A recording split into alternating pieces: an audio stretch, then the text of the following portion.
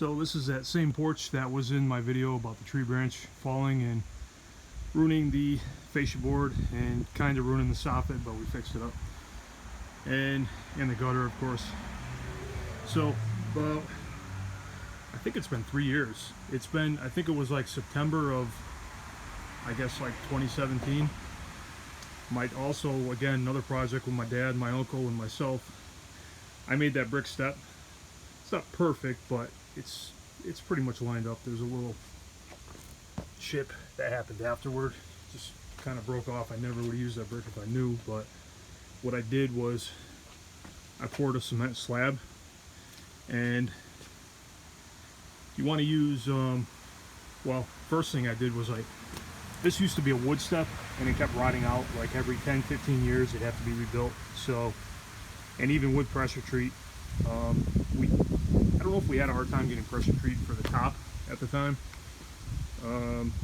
but like the riser, I don't even know if the riser was pressure treat. Probably would have lasted a little longer if it was, although I heard of pressure treat, some of it being made not so good these days.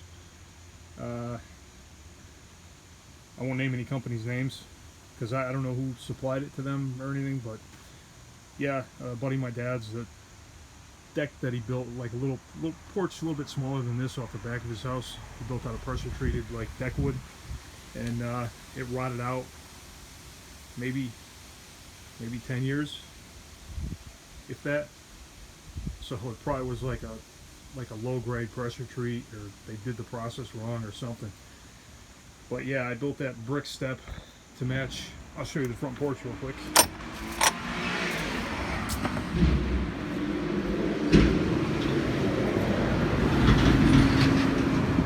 Some cars going by. So yeah, this is original to the house, and we figured why not make it look like the front and just match it. It's a 1920s house. It's got that, like, what do you call it, like antique look to it. So yeah, I poured a slab and then I did brick and mortar over the top of it. You want to make sure you use, well, yeah, to go back to this, I cut this with just a small, I think it's a 4-inch handheld grinder with a cutoff blade for concrete. And I just cut that. I marked a line with a chalk line, real nice and neat, and I followed it by eye best I could. And then I just cemented right up to it, and it almost looks like it was poured up to it. But yeah, make sure you use, I can't remember the name of the product. I want to say it was called adhesion promoter, or some type of adhesion. It was almost like glue. It felt like watered down Elmer's glue, to be honest, or like wood glue kind of, but more watered down and made for concrete. You put that stuff on with a brush. I think we even diluted it a little. Yeah, I'm almost positive we diluted it with some water, made it even thinner. And you brush it on the existing concrete that you want the new stuff to stick to. And yeah, we did that. Held up really nice, no cracks or anything, everything's solid. 3 years later, not a long time later, but you know, not bad. The flooring we redid with flooring from a company called AZEK. I believe it was made out of PVC or a composite. I think it's PVC. Holding up really good. It actually is identical to the original. I believe they were cedar boards that were on here before. We'd have to paint it like, geez, I mean, you could almost paint it every year, because every time you walk on it, you know, somebody slips or whatever, drops something, and you get a nick, or the paint comes off a little bit where you walk, where you drop stuff. But yeah, so far so good. Cut it square. Then we just took a piece of sandpaper, maybe like 200 or 300 or 400 grit, somewhere around there, and just went like this a little bit, take the edge off so it's not sharp, because it was a little bit sharp. Just dyed it right into the house, just like the old stuff. What we did to make sure that we had the board end as a full piece on the end, which we got to redo this, but I'll get into that a little bit later, to make sure it was a full piece on the end and not a little piece, or just, you know, it wouldn't. Basically, I think it looks better having a full piece, and it's more solid. It's more structurally stable. If you had a smaller piece like half that, or really tiny, or even just a little less than that, it, you know, the smaller you go, the more it's going to tend to want to do this when you walk on it, whenever you put weight on it. So what we did was we figured out the thickness of these boards, and we measured back from where we were going to end, and we figured out that, okay, this board needs to be cut down to this size here, and we started with a small one on this end. Highly recommend doing that. If this board was on the other end, like a board that small on the other end, really bad idea. We also continued this a little bit further out than it originally was, so even more stable right on the end here. And I added a piece here. I had to get creative with this because I'm making a video. How are you? I had to get creative with this because the siding used to end like here, I think on an angle. I think originally, because we used to have a 1x6 or 1x8 cut down over here, and it was maybe a little bit further in, but I think a long time ago before that there was a small piece of siding like this large clapboard cedar siding going all the way out to there, and I guess dying at the edge of the siding and the concrete foundation underneath. But yeah, this is how I did it. You don't have to paint it, holds up really good, done deal. This is your riser. It's matching. This is just a piece of this that I cut down. For the most part, held up really good. I rebuilt this. I believe, well, one of these out front was rotted.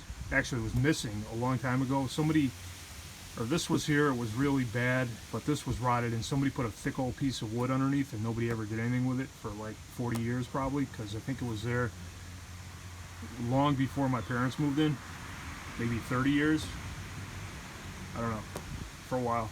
So a buddy of mine from the place I used to work, I think his grandfather and his uncle have like a machine shop / wood shop, and they had a big lathe, so they turned me into one of these. And this I just cut out with a jigsaw, and I took a belt sander and sanded it to how I wanted it. Originally, I think this radius was like equal all the way around here, but what I did was I put a little more pitch on the top so water would run off, so it would hopefully, in theory, prevent this from rotting as quick. And I mean, so far it's holding up fine. It would probably be fine for many decades, but this piece I just redid. I think this was 3 pieces, and they were like dovetailed together, so I slid them apart because they're like 80 years old. I slid them apart, I cleaned them out, it was all dirt inside. Wasn't too bad. One of them, actually the front 2 I redid. I made out of new wood, but this one I rebuilt.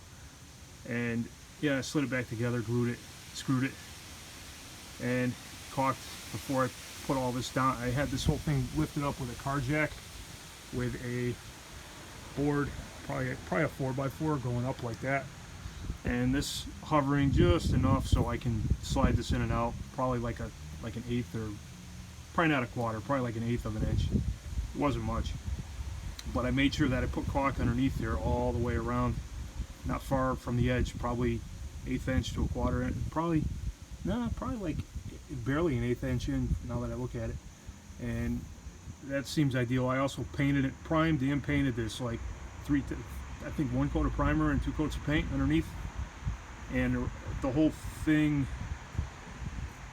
I want to say I did before I put it all back together. I ended up screwing this onto here. I ended up screwing this onto here and into here as well. I think I did 4 screws on the top. I pre-drilled, really careful, really old wood. Don't want to split it. It tends to be dry and it splits. If it's newer, not so much, but even newer, you really should pre-drill. Originally this had nails in it, and they were going in out here, and they were popping out, and they were cracking the wood and holding water, and just bad. So I putted all that up really good, primed it, putted it.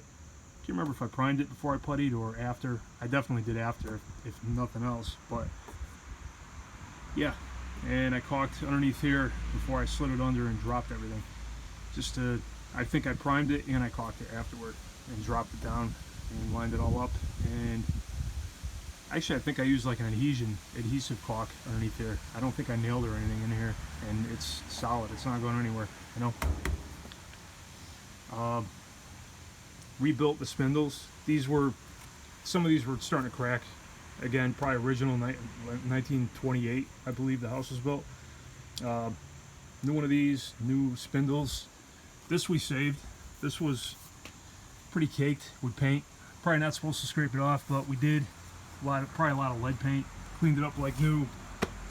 A little bit nicked up here and there, but not too bad. Original to the house.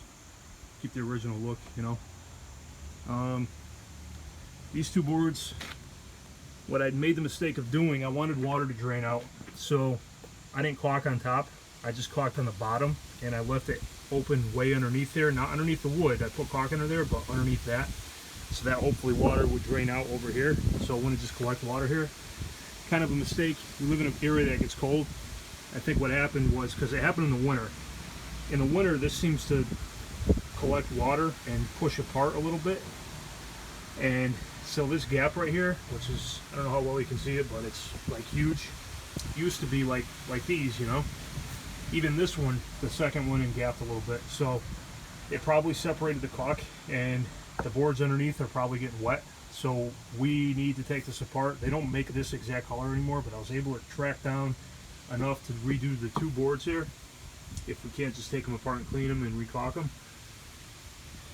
And so, yeah, we'll have to pop those off carefully. I think I put a screw in here. I got to take that out and hopefully fix that up good. This was getting soft here and coming apart. This wasn't like this before, so that's all got to be fixed up. I redid the lattice like 15 years ago. That was a whole nother project. We used to have plywood there for like 20 years. So over here, all these boards die underneath the siding, except for the last one. The last one's like cut like carefully on just the perfect angle, buttered up against the siding, and caulked behind it, and then painted up to it so it's sealed up. And yeah, so far so good. This one goes behind the siding, and we had to cut the siding a little bit back because, like I said, we moved it out just a hair, maybe, well, just a hair, like maybe a ½ inch. But yeah, this is the crazy type of stuff that I grew up doing, and I think it looks pretty good. Just a little bit of stuff to fix up.